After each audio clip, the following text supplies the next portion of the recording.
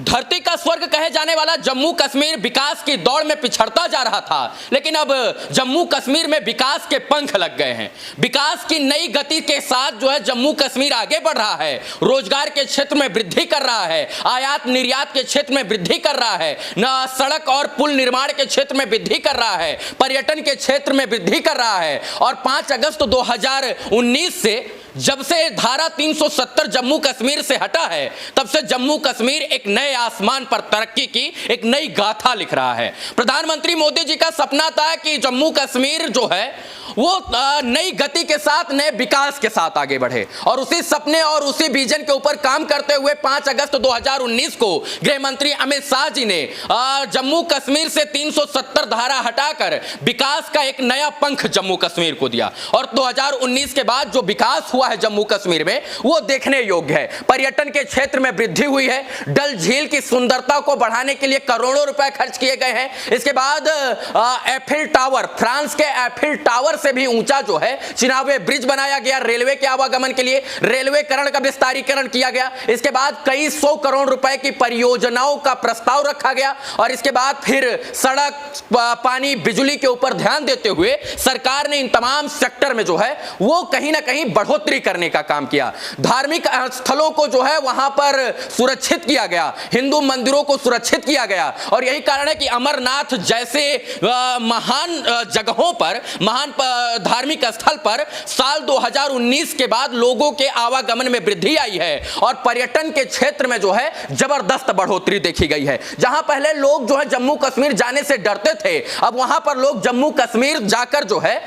Enjoy करते हैं, आनंद लेते हैं, और पर्यटन को जो है वो भरपूर तरीके से धरती के उस स्वर्ग को अपनी गहरी नजरों से देखते हैं। और यही कारण है कि साल 2008 में जहां 76 लाख पर्यटक जाया करते थे, वहीं वर्ष 2023 में पर्यटकों की संख्या जो है वो 2 करोड़ हो गई। यानी इतना समझिए कि वर्ष 2008 में जम्मू कश्मीर में जो पर्यटक गए थे, उन पर्यटकों की संख्या लगभग 76 लाख थी। लेकिन साल बदला, वक्त बदला, हालात बदला, और इसके बाद धारा 370 हटी, और जम्मू कश्मीर में विकास की इस दौड़ में पर्यटन के क्षेत्र में जिस प्रकार से बढ़ोतरी हुई वो देखने योग्य है। अब सोचिए कि साल 2008 में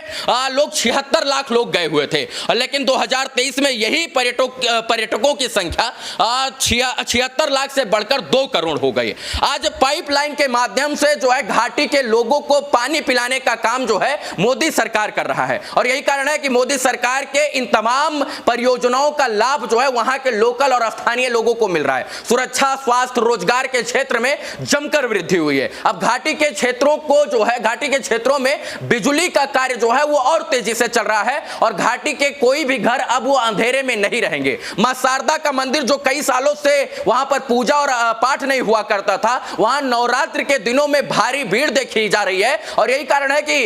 विकास का नया पंख जो है वो जम्मू कश्मीर को लग गया है। रेलवे की अगर हम बात करें तो रेलवे की परियोजनाओं को जो है बढ़ावा दिया गया है। राष्ट्रीय राजमार्ग का सबसे बड़ा जो है वो टनल बनाया गया, वो भी जम्मू कश्मीर में। तो जम्मू कश्मीर में विगत ये 3-4 साल के अंदर जिस प्रकार से विकास का रफ्तार लगा है वो कहीं ना कहीं देखने योग्य है, क्योंकि आजादी के बाद जो है देश के अन्य राज्यों का विकास तो तेज गति से हो रहा था, लेकिन विकास की इस दौड़ में जम्मू कश्मीर पिछड़ापन का शिकार था और पीछे रह जाता रहा था। लेकिन अमित शाह और नरेंद्र मोदी जी ने जो है इस विकास के दौड़ में जो है जम्मू और कश्मीर को विकसित करने का पूरा प्रयास किया, और यही कारण है कि 80 करोड़ रुपए के निवेश का प्रस्ताव जो है जम्मू कश्मीर में रखा गया, और लोग वहां निवेश करें इसलिए वहां पर जो है जमीनों को भी जो है अच्छे तरीके से एक्वायर किया गया, लैंड जो है वो फ्लैट लैंड किया गया। अब सबसे बड़ी बात यह है कि ये जो सपना देखा वो किसने देखा? गृह मंत्री अमित शाह जी ने देखा, नरेंद्र मोदी जी ने देखा, और इसके बाद सड़क से लेकर रेलवे तक, निवेश से लेकर पर्यटन के क्षेत्र में हर एक क्षेत्र में बेहतर और तेज गति से काम हुआ। और यही कारण है कि आज जम्मू कश्मीर लोग जाते हुए डरते नहीं हैं, घबराते नहीं हैं, वो अमरनाथ की यात्रा खुशी खुशी जाते हैं, अमरनाथ की यात्रा खुशी खुशी करते हैं। डल झील के में करोड़ों रुपए के लिए जो करोड़ों रुपए खर्च करके उसके सौंदर्यीकरण के ऊपर ध्यान दिया गया, और डल झील इतना आकर्षित किया लोगों को कि वहां पर्यटकों की संख्या में इजाफा हो गया। अब ये समझिए कि 2 दशक बाद जो है घाटी में पहली बार थिएटर खोला गया। 2 दशकों के बाद जब थिएटर खुला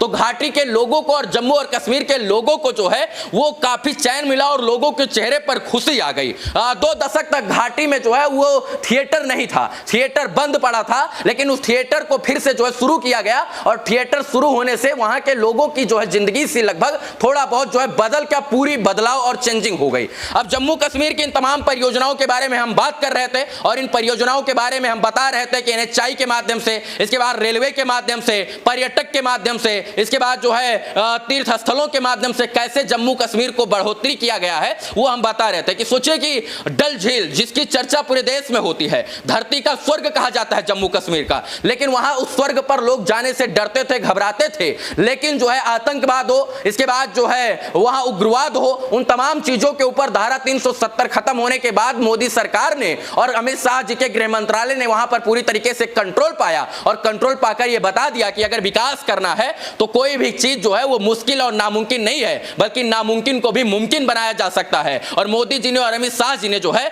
वो नामुमकिन को सच में मुमकिन कर दिया और कश्मीर घाटी जैसे जगहों पर आज विकास की दौड़ जो है और विकास की पंख जो है वो तीसरी गति से लग गए हैं। बाकी इस वीडियो के बारे में आप क्या सोचते हैं, जम्मू कश्मीर के बारे में आप क्या सोचते हैं, अपनी राय जरूर दें। वीडियो देखने के लिए धन्यवाद मित्रों, जय हिंद।